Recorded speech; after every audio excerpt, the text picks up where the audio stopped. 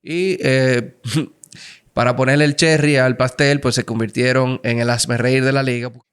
Pero evidentemente el contrato de Ohtani, al ser tan peculiar, genera demasiadas interrogantes de qué está pasando aquí, quién está sacando provecho, quién no. Y si eso deriva en una preocupación general en el deporte.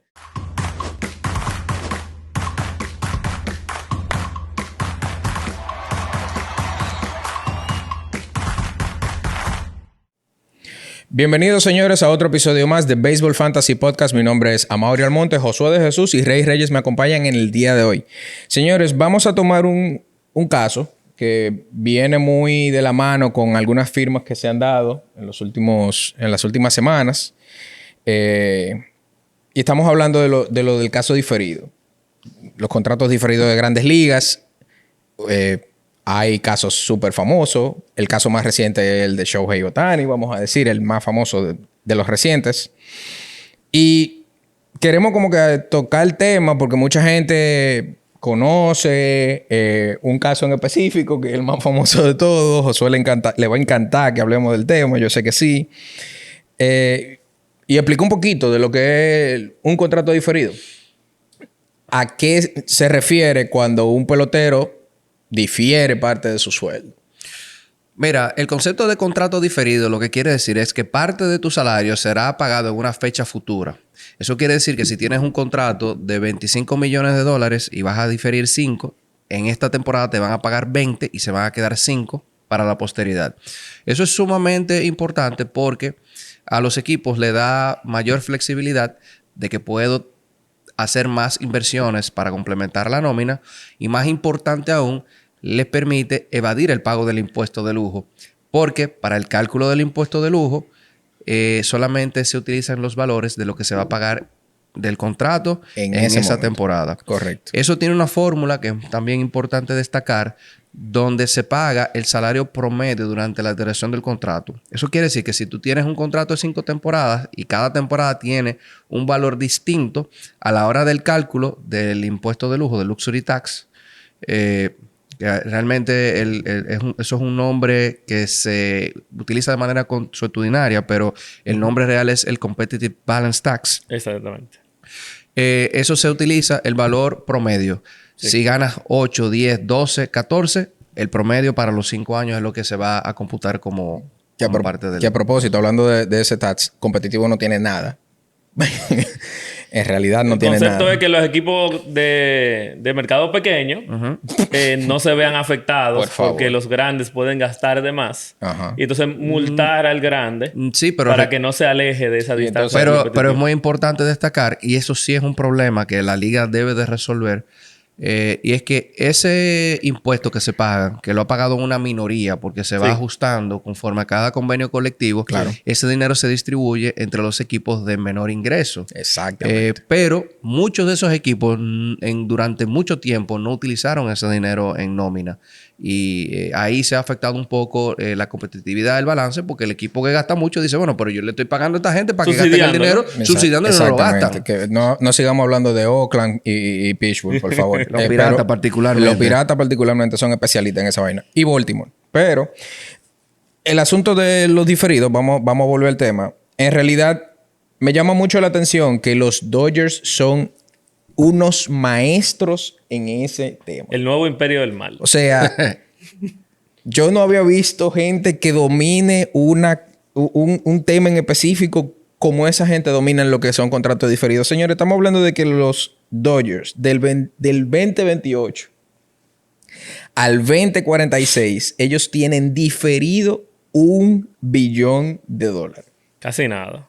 Definitivamente ellos, la práctica del diferido lo han llevado a otro nivel. A otro nivel. Eso es una maestría en diferido que esa gente tiene. Estamos hablando de que el más reciente, Ohtani, un contrato de $700 millones, difirió 680 millones. Sí, es el extremo. Pero si tú te fijas del $1 billón, el grueso es el contrato de Ohtani.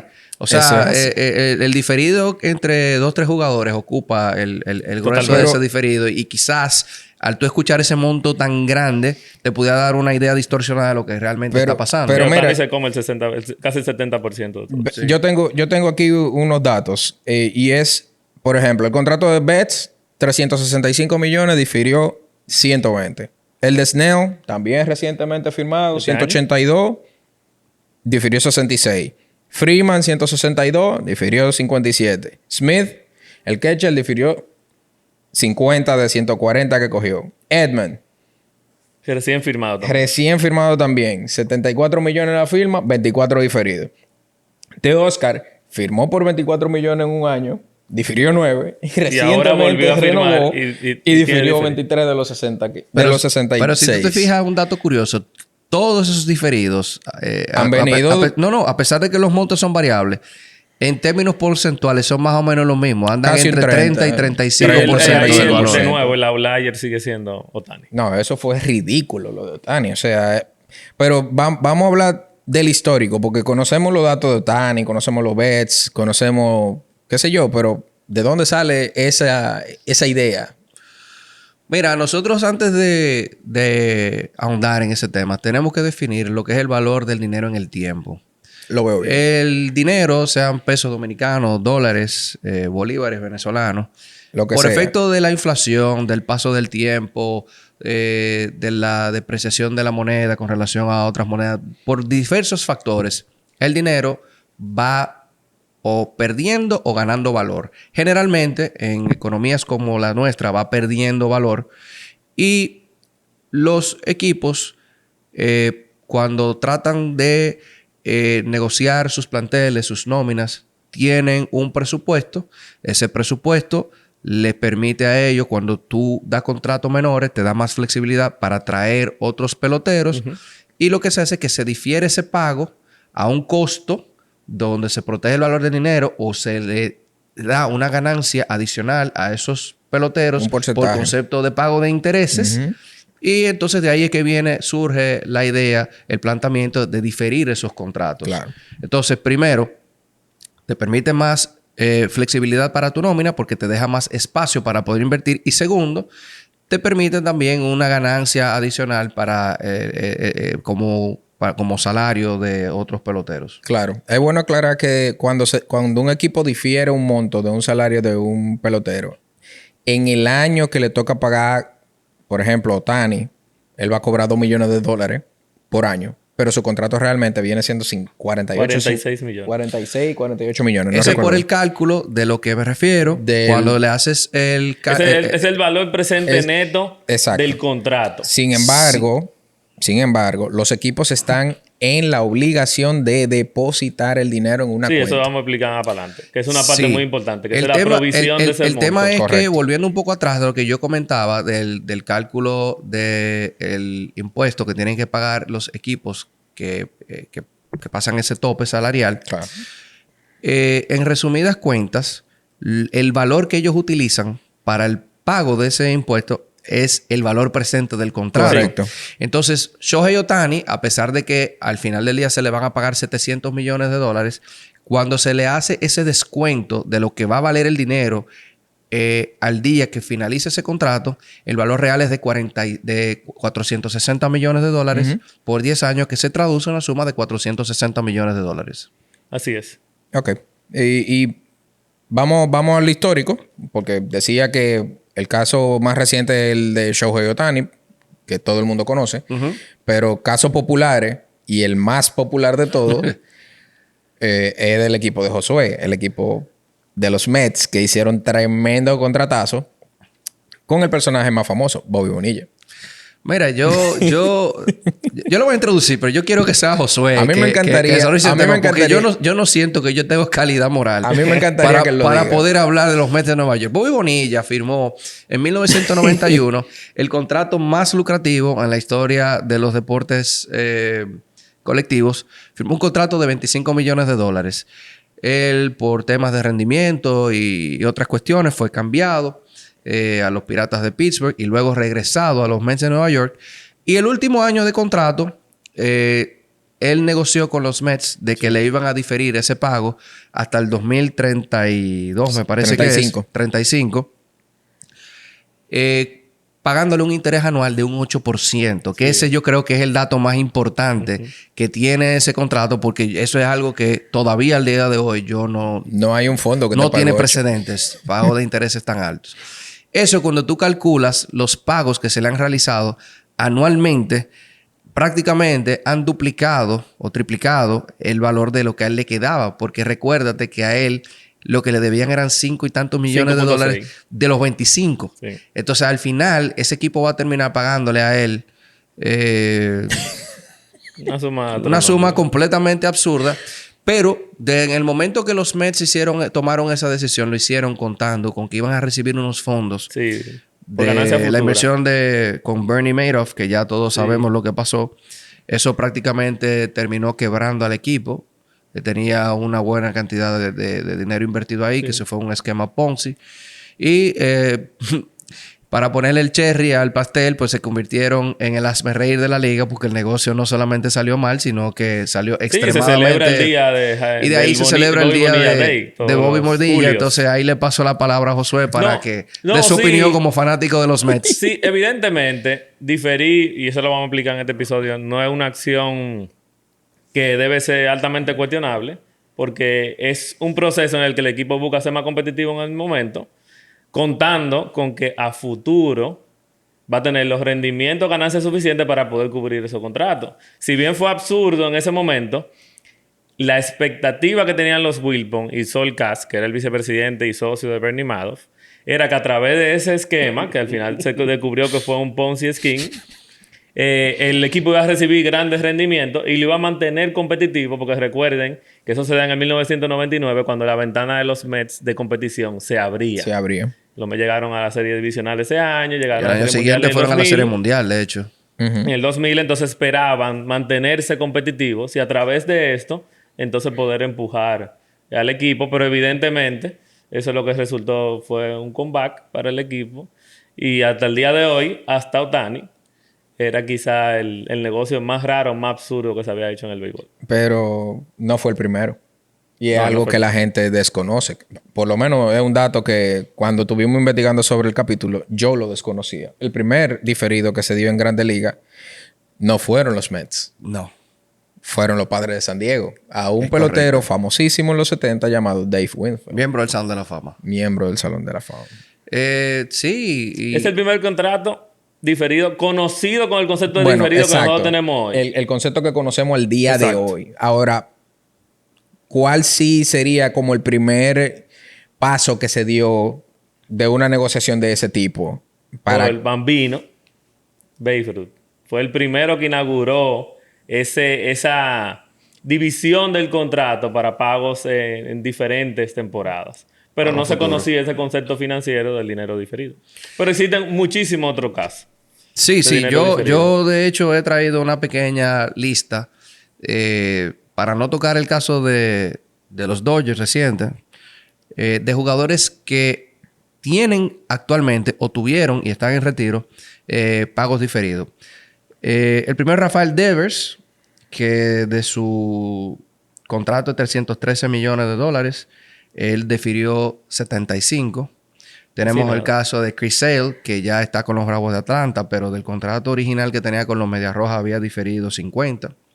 Tenemos el caso de Christian Yelich, que de los 215 millones que había firmado con la extensión con los Cerveceros, había diferido 28. O sea, que él no se conformó con atracar a los Cerveceros, él también lo atracó. En ese momento parecía un muy buen contrato. Él no le fue mal el año pasado, él se ganó su dinero. Tenemos el caso de Francisco Lindor, que de los 341 difirió 50. Edwin Díaz, de los 102, difirió 26.500.000. JT Realmuto, que de los 115 difirió 10. Nolan Arenado, que de los 214 que firmó, tiene 50 diferidos, que ha sido parte de las complicaciones de las negociaciones para poder cambiarlo. Sí. Patrick Corbin, de los 140, difirió 10. Gracias a y Dios. Steven Strasburg, que es el peor contrato de la historia, conforme y ya hicimos el episodio de eso, lo pueden buscar. De los 245, difirió 80. Este caso de Steven Strasburg tiene la particularidad de que él le pagan 26.6 millones de dólares y por 3 temporadas, empezando el 1 de julio, el 27, 28 y 29. Estos contratos diferidos son un arma de doble filo porque te permiten mucha flexibilidad en el momento, pero tú no sabes a ciencia cierta al momento del pago del diferido financieramente en qué posición vas a estar. Y si ustedes se fijan, quienes mayormente usan eso no son los equipos de mercado pequeño, sino los de mercado grande, quizás apostando a que al momento de realizar esos pagos, como es el caso de los nacionales, estén en un proceso de reconstrucción y por ende eso te pudiera aliviar la carga para tener la nómina limpia en un momento competitivo. Pero ¿qué pasaría si el equipo estaría en una posición competitiva y tú con la nómina al tope por esos compromisos? Realmente eso no es algo ni bueno ni malo, simplemente es una herramienta que los equipos pueden utilizar de manera inteligente, tal como si fuera una tarjeta de crédito. Si la usas bien, te va a ir muy bien. Si la usas mal, te va a ir muy mal. Pero si nos basamos en ejemplos, ¿qué puede pasar si tú tienes tu nómina alta, hace un diferido alto? ¿Qué puede pasar? Ser campeón mundial de la serie de... Bueno, el tema es que si... los Dodgers lo acaban de hacer, o sea, le acaban de darle diferido. Sí, pero recuerda que eso no es algo arbitrario, es algo que tú negocias con el jugador. Y si el jugador no quiere y te hace falta una pieza, pues tienes un problema serio. Bueno, Ohtani quiso. Este caso de los nacionales, si ustedes se fijan, fue el primer caso parecido a los Dodgers. Sí. Porque ellos en la década pasada difirieron no solamente el contrato de Kirby y de Strasburg, sino también el de Jason Worth, Scherzer, Daniel Murphy en su momento. Daniel Murphy. Todos esos jugadores, incluyendo Scherzer, ahora es que van a recibir el grueso del dinero que les quedaba pendiente de ese contrato. Otros jugadores notables que todavía están cobrando a pesar de que llevan años retirados. Manny Ramírez, Ken Griffey Jr. con los Rojos de Cincinnati y muy especialmente Chris Davis, que ese contrato salió bastante como el malo. segundo o el tercero. Sí. Peor de la historia. El segundo o el tercero. Sí, él está compitiendo ahí con Strasburg. Sí, realmente sí. Y casos actuales, Josué, mira, que yo creo que y parte de la motivación de nosotros grabar este episodio es porque como los Dodgers han vuelto a traer en la palestra y como un equipo tan llamativo, al hacer este tipo de contrato, la gente se pregunta primero si es justo, primero, y luego si es bueno o malo para el deporte. Claro. ¿Sabe que Andrew Freeman lo abordaron, que es el presidente de operaciones del béisbol de los Dodgers, al respecto? Y él dijo, como dijimos aquí al principio del episodio, que si tú sacas el contrato de Shohei Ohtani, en realidad la práctica que se están utilizando los Dodgers es muy parecida a la que se ha utilizado siempre, como el caso de los Nacionales de Washington, que en su momento mandaron a diferido 196 millones entre 7 contratos con Strasburg y Scherzer. Pero evidentemente el contrato de Ohtani, al ser tan peculiar, genera demasiadas interrogantes de qué está pasando aquí, quién está sacando provecho, quién no. Y si eso deriva en una preocupación general en el deporte de si esto es sostenible en el tiempo. E incluso, como decíamos también al inicio, y lo comentaba Rey, en el último acuerdo colectivo, los dueños quisieron, en el 2022-2026, quisieron deshacerse de la figura del diferido. Y fueron los jugadores los que impidieron que esa figura desapareciera de las negociaciones. Independientemente de eso, la oficina del comisionado tiene una preocupación real sobre este caso. ¿Por qué? Porque primero no quisieran que los pasivos contraídos de los equipos se mantengan durante largo periodo de tiempo, porque hay una experiencia en el béisbol al respecto de estos contratos, y es el caso de Arizona Diamondbacks.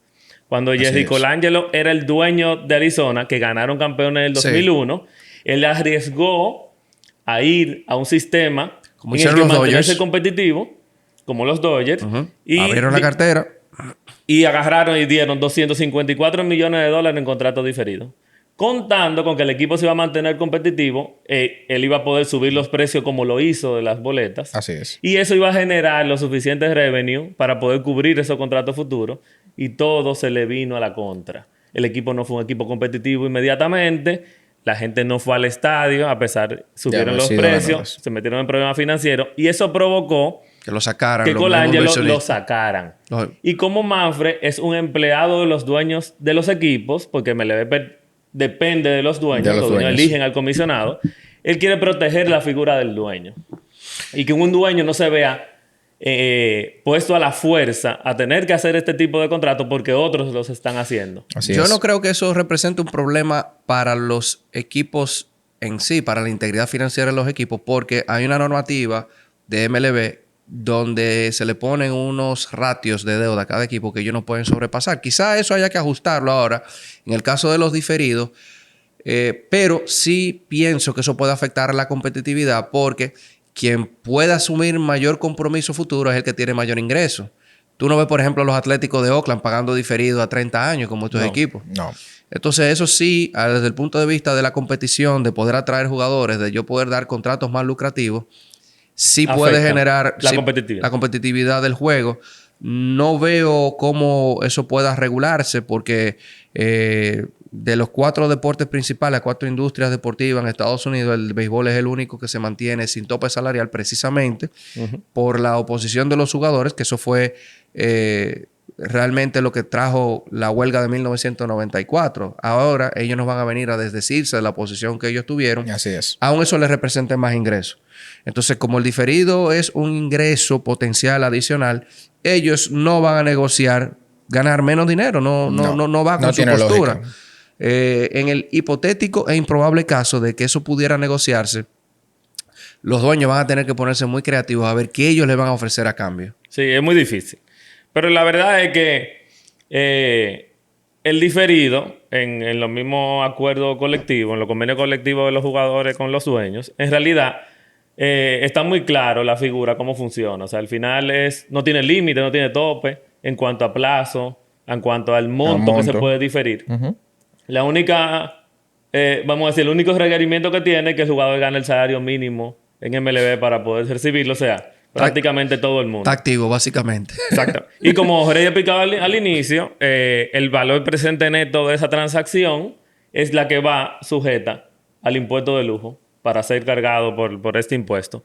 Sin embargo, ya lo que tú mencionaste, previendo este caso como el de Jerry Colangelo, MLB introdujo en el último acuerdo, en su último acuerdo, que se provisionara como un pasivo el monto del valor presente neto de esa transacción. Es decir, vamos a poner un ejemplo claro aquí, que es el más básico. Shohei Ohtani.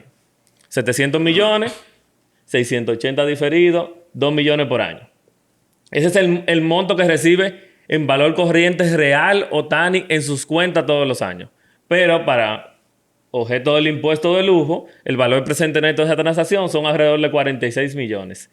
Los 46 millones que debería devengar en valor presente real Ohtani en la temporada 2024 deben estar depositados y provisionados contablemente en las cuentas de los Dodgers al 1 de julio de la temporada siguiente. Correcto. Esto para garantizar que el dinero esté en el momento que el jugador tenga que necesitarlo. Correcto. O sea, que el equipo cuenta con, vamos a suponer, si tú cuentas la temporada entera, el equipo cuenta con 1 año y medio para tener ese dinero en la cuenta de ese equipo para poder cumplir con esas obligaciones futuras que tienen con ese jugador. Eso es muy importante porque eso es una garantía para el jugador, pero también una garantía de regulación del diferido. De que no puedan sobrevolar las reglas. A mí me parece curioso que ese contrato de Ohtani no incluyera ningún tipo de intereses para mantener el valor del dinero en el tiempo. Entonces, siempre me he quedado con la impresión de que su agente simplemente calculó, mira, él vale 450, 460 millones de dólares. Con el diferido, eso llega a 700. Y de ahí es que llega el monto del contrato porque, si ustedes recuerdan, el mayor contrato que se había otorgado en ese entonces por las Grandes Ligas era el de Mike Trout. Y eso prácticamente duplicaba el monto, algo que nunca había pasado. Correcto. No tenía ningún sentido porque yo para hacerte el mejor pagado voy a duplicar el salario del que ya está. Correcto. Y pienso que por ahí vino algo muy curioso es que para el conocimiento de todo el mundo, porque ha habido muchos grupos, gente hablando de que Ohtani, como quería jugar con los Dodgers, se la puso fácil. Y no es así. Arte Moreno, el dueño de los angelinos, de Los Ángeles Angels, se le dio la posibilidad de igualar la estructura contractual de Ohtani. Y él prefirió no hacerlo. O sea que al final aquí es un asunto de decisión. Probablemente Arte Moreno vio que a futuro para él era muy riesgoso usar este tipo de elementos. Correcto. y prefería pagarlo adelantado. Ahora, una cosa. Con respecto a ese fondo que tiene que tener cada equipo, es bueno saber que ese fondo, el equipo no está en una obligación de ponerlo, vamos a decir, en una cuenta de ahorro. No, y eso también, Ellos pueden eso es muy invertirlo. importante detallarlo. O sea, ellos pueden hacer una inversión, Claro. un fondo de Y inversión. esa es una parte clave en el caso particular del que estamos hablando hoy. Generar ganancia con ese monto y cubrir parte de los costos que tengan con eso. Sí. O sea que es una ventaja también para el equipo tener ese dinero ahí. Totalmente. Incluso hay otros elementos que juegan parte del atractivo para el jugador de querer hacer un contrato diferido, entre las cosas que también ha mencionado Rey. Y el caso, por ejemplo, de Blake Snell, que Boras comentaba, que el diferido siempre va a ser atractivo dependiendo de las condiciones en las que se dé. Correcto. Por ejemplo, existen los bonos de firma. Los bonos de firma es un pago adelantado que se le dan a los jugadores en ese momento de la firma y que mucha gente lo ha visto en los contratos Y que no se computa como parte del salario. del salario. Y eso es muy importante para el equipo. Claro, porque no va al impuesto de lujo tampoco. Exactamente. Pero en el caso de Snell es un caso muy particular. Tú mencionaste ya cuánto Snell colocó en diferido. 52 millones de dólares es el bono de firma de ese contrato completo y es pagadero al 20 de enero del 2025. O sea, el 20 de enero del 2025, o sea, ya En unos días. Snell va a cobrar 52 millones de dólares. Entonces, para él es sencillo tomar la decisión de que un equipo que me está valorando, me está dando un contrato mayor de plazo y de valor total, a un equipo que yo quiero jugar en él, me ofrece esta oportunidad, yo evidentemente voy a estar más inclinado a tomar el diferido porque yo puedo invertir esos 52 millones hoy. Correcto. Claro.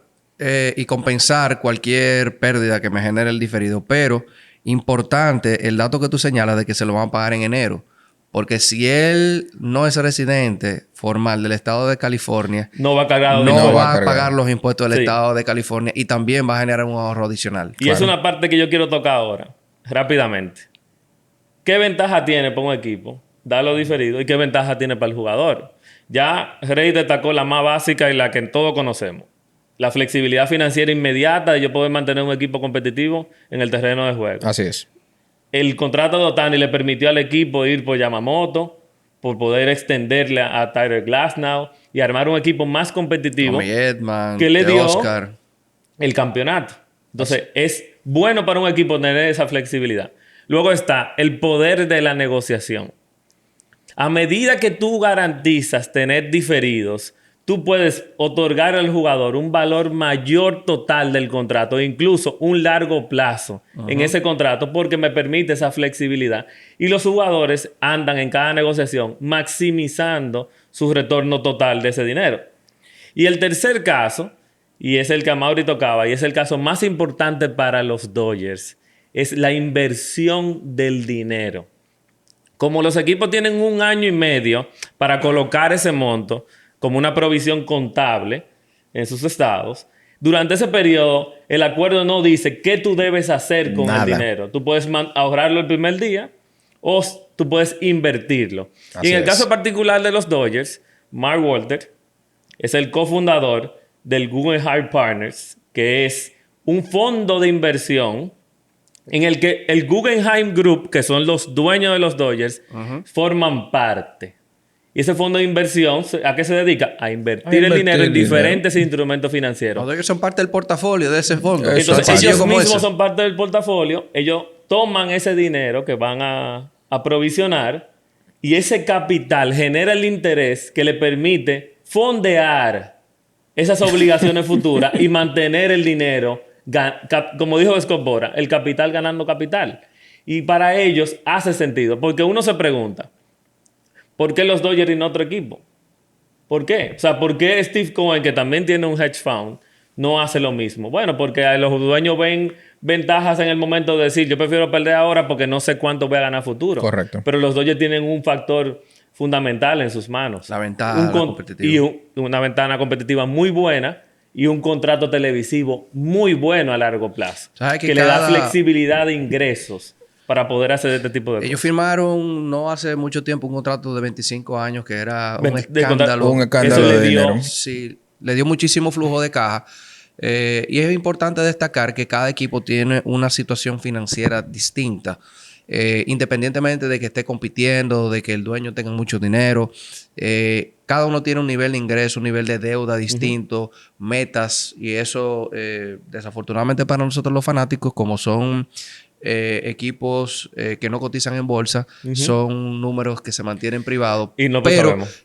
cuando usted ve que su equipo, por ejemplo, los Padres de San Diego, que tenían ese grupo con Machado, con Soto, de repente desbaratan el equipo, tú puedes tener por seguro que hay alguna situación financiera que está presionando tomar esa decisión. Y en efecto, recientemente había salió fallecido la noticia. el propietario principal, tenían una deuda acumulada grandísima de unas renovaciones que habían hecho en el estadio y desafortunadamente hubo que... No, y ahora peor porque la viuda del fallecido dueño está peleando con los hermanos del dueño por una demanda por el control poder del equipo. Por el poder absoluto del equipo. El contrato de los Dodgers de televisión con Time Warner Cable fue de $7 mil millones por 25 años.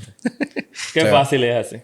Pero claro, Time Warner Cable está sacando beneficios. O sea, estamos hablando del equipo más visto y más famoso. El billón de dólares que tiene ahí se paga 7 veces con eso. Claro. Pero estamos hablando de un equipo que no deja de vender el estadio un año. Totalmente. O sea, esa gente puede estar en el sótano, pueden estar en primer lugar, en segundo, tercero y siempre venden el estadio. Y la camiseta de Ohtani, que es la más vendida de la liga completa. Se pagó solo el contrato casi. O sea, desde el punto de vista financiero, ahí no había mucho que analizar. Claro. Verdad, no. Y por último, entonces, el beneficio del jugador. Claro. El beneficio primero del jugador es básico y va contrapuesto con lo que dijimos de los dueños. Es decir, que en el poder de negociación le garantiza conseguir más dinero total.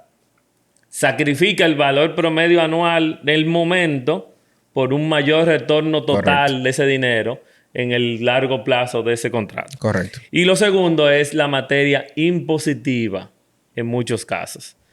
Como todos sabemos, en Estados Unidos, cada estado tiene diferenciación de las tasas impositivas que del impuesto que paga. Del impuesto que paga.